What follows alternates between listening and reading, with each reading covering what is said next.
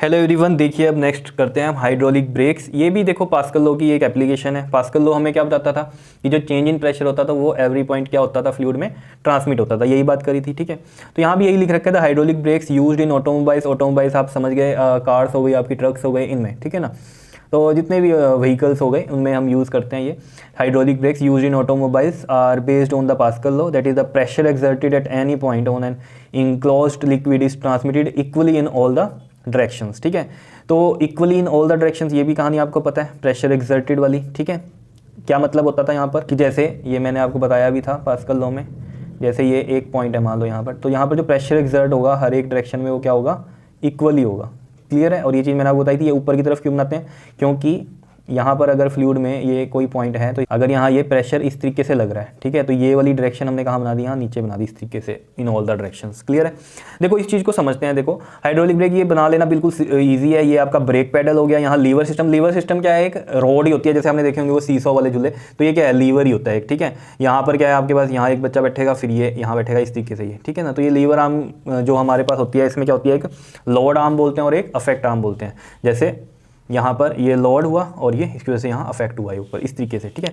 तो एक तरह से रॉड ही है। तो यहाँ पर देखो ब्रेक अप्लाई किया तो ऑब्वियस सी बात है, यहाँ इस ये जो ब्रेक अप्लाई हुआ उसकी वजह से क्या होगा, इस लीवर सिस्टम के हेल्प से ये जो पिस्टन है पी, ये क्या होगा, इनवर्ट जाएगा। इनवर्ट जाएगा तो ये इनकम्प्रेसिबल जो लिक्विड पड़ा है, यहाँ ब्रेक ऑयल है यहाँ पर एक तरह से ये, और यहाँ से ये दूसरे व्हील्स में जा रहा है। तो यहाँ पर समझो कि जब यहाँ से गया तो ये क्या होगा, ऑब्वियस बात है इनकम्प्रेसिबल है ब्रेक ऑयल, तो ये क्या होगा, यहाँ प्रेशर बढ़ेगा। यहाँ प्रेशर बढ़ेगा तो ये यहाँ इसके थ्रू, ये आपका व्हील सिलेंडर होता है, ये हमारा मास्टर सिलेंडर होता है और ये वाला व्हील सिलेंडर होता है। तो यहाँ मास्टर सिलेंडर से फ्लूइड जो होगा वो कहाँ जाएगा, इनमें जाएगा, और यहाँ प्रेशर इंक्रीज करेगा। इस P1 और P2 जो ये पिस्टन लगे हुए हैं, इनमें क्या होगा, ये आउटवर्ड जाएंगे। आउटवर्ड जब जाते हैं तो ये जो आपके जो होते हैं ना, ये क्या होते हैं, ब्रेक शू होते हैं, ठीक है। और ये जो बनाया है हमने, ये क्या बनाया है, इनर रिम बनाया है टायर का।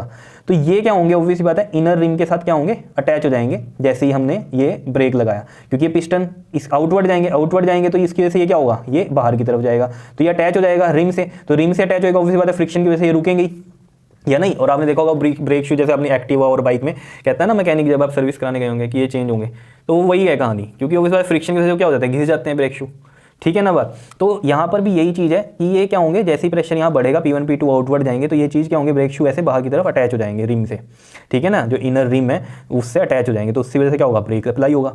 और जैसे ही आप पैडल छोड़ोगे तो यहाँ प्रेशर कम होगा, ये रिलीज हो जाएंगे। क्लियर है यहाँ से। और इस स्प्रिंग की हेल्प से ही अपने ओरिजिनल उसी पोजीशन में आ जाएंगे, क्योंकि हो सकता है ना कम रह जाए, यहाँ से आपने किया धीरे धीरे जाए, लेकिन स्प्रिंग की वजह से क्या होगा, एकदम से ही ऐसे आएंगे, और ये जो सारा जो फ्लूइड है, जो थोड़ा बहुत फ्लूइड जो होगा वो अगेन क्या होगा, मास्टर सिलेंडर में जाएगा। क्लियर है इतनी बात। इस तरीके से ये काम करता है, बिल्कुल ईजी है, ठीक है। तो यही सब लिख रखा है यहाँ पर। देखो when the brake pedal is pressed, यहाँ से ब्रेक पैडल को जब प्रेस करोगे तो लीवर सिस्टम है, pushes the piston P into the master cylinder invert, master cylinder में इनवर्ट जाएगा ये। There will be increase pressure on liquid at P, यहाँ प्रेशर ऑब्वियस बात है इंक्रीज होगा, and which is transmitted equally. तो ये हमें पता है जितना प्रेशर यहाँ होगा वही ट्रांसमिटेड इक्वली होगा, कहाँ पर, हर एक पॉइंट पे। तो इक्वली ट्रांसमिटेड क्या लिखा हुआ है यहाँ पर, which is transmitted equally to P1 P2 of the wheel cylinder. तो P1 P2 पे जाएगा। क्लियर है। ऑफ द व्हील सिलेंडर, ये व्हील सिलेंडर है, ठीक है। Due to it P1 P2 move outward, ये बाहर जाएंगे, ये वाले दोनों पिस्टन बाहर जाएंगे, ठीक है। And the force they force the brake shoe to move away from each other which in turn press inner rim of the wheel and retard the motion of the wheel. यही मैंने आपको बताया, ये outward जाएंगे तो इस बात है ये इनको क्या करेंगे, ब्रेक शू को बाहर की तरफ करेंगे, यही लिख रखा है। Brake shoe move away from each other, एक दूसरे से दूर जाएंगे, तो यानी कि वो रिम से अटैच होंगे यहाँ जाके, which in turn press the inner rim of the wheel and retard the motion of the wheel. और रिटार्ड करेंगे मतलब उसकी स्पीड को कम करेंगे व्हील की, ठीक है।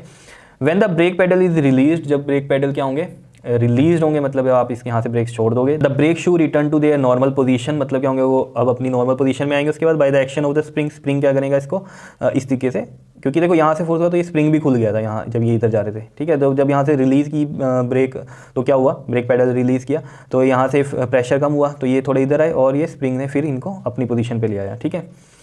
उससे होगा क्या, by the action of the spring the liquid और द ब्रेक ऑयल जो हमने कहा is forced back into the master cylinder. उसकी वजह से क्या होगा, वो मास्टर सिलेंडर में जाएगा। क्या इतनी बात क्लियर है या नहीं है, बताओ, कोई दिक्कत इसमें? ईजी है। और यहाँ से ये बात भी आपके समझ में आ गई होगी कि जो प्रेशर एक्सर्ट होता है at any point of an enclose liquid is transmitted equally in all the direction, ठीक है ना। तो यहाँ पर जैसे हुआ प्रेशर इंक्रीज, तो वैसे बात है वो हर एक डायरेक्शन में क्या होगा, इक्वली ट्रांसमिट होगा। तो यहाँ पर भी इक्वली ट्रांसमिट हो गया, यहाँ अगर हम पर्टिकुलर बात करें, क्योंकि यहाँ से ये हुआ ना, प्रेशर इंक्रीज हुआ, इधर भी इंक्रीज हुआ। और इसमें आप चेंज इन प्रेशर वाली कहानी से भी इसको समझ सकते हो। जैसे हमने कहा ना change in pressure equally transmit होता है हर एक पॉइंट पे, तो वो भी चीज़ समझ सकते हो कि पहले यहाँ भी प्रेशर है, यहाँ भी कुछ ना कुछ प्रेशर है, ठीक है, लेकिन अब जो प्रेशर हुआ है तो ये क्या है, हमने चेंज किया प्रेशर में, तो यहाँ अब जो प्रेशर का चेंज होगा वही यहाँ होगा, तो जितना प्रेशर यहाँ पर अब दिया उतना ही यहाँ आएगा, तो इससे क्या होगा, ये जितना इंक्रीज़ यहाँ उतना इंक्रीज़ यहाँ, उसकी वजह से क्या होगा, ये इस तरीके से आउटवर्ड जाएंगे, और ये क्या होंगे, ब्रेक शू भी क्या होंगे आपके, ये भी क्या होंगे, आउटवर्ड जाएंगे, इस तरीके से बाहर की तरफ जाएंगे एक दूसरे से दूर, तो ये रिम के साथ अटैच होंगे और रिटार्ड करेंगे मोशन को।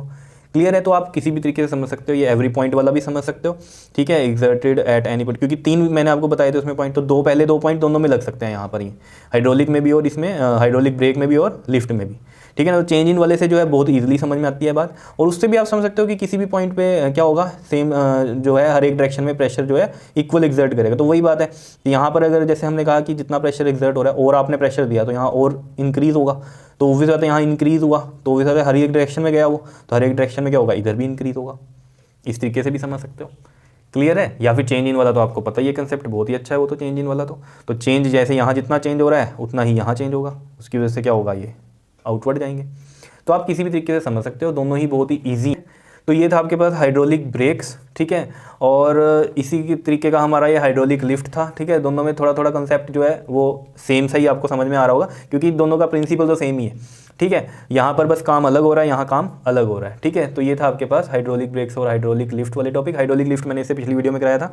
जिन बच्चों को नहीं समझ में आता कि ये जो है कहाँ से मिलेगी पूरी प्लेलिस्ट, तो आप देखो ढूंढते रहते हो तो वो चीज़ नहीं मिलती आपको, तो आप क्या किया, जैसे ही आप चैनल में गए वहाँ प्ले लिस्ट में जाओ, तो वहाँ नीचे आप जाओगे डाउन करते हुए, उसको स्क्रॉल डाउन करते हुए तो +1 आएगा लिखा हुआ, ठीक है ना, क्लास 11 फिजिक्स, तो वहाँ पर आप जाना चैप्टर में, तो उस चैप्टर में सारे आपको जो है टॉपिक्स जो है सीरियल वाइज मिलेंगे, तो प्लेलिस्ट में से पढ़ा करो तो आपको सीरियल वाइज मिलेंगे ये, ठीक है। नहीं तो कई बच्चों को ये कन्फ्यूजन रहती है कि सीरियल वाइज हमें नहीं मिल रहे हैं ये वीडियोस, तो वो कहाँ से मिलेगी, प्लेलिस्ट से मिलेगी आपको। क्लियर है, ओके जी, थैंक यू।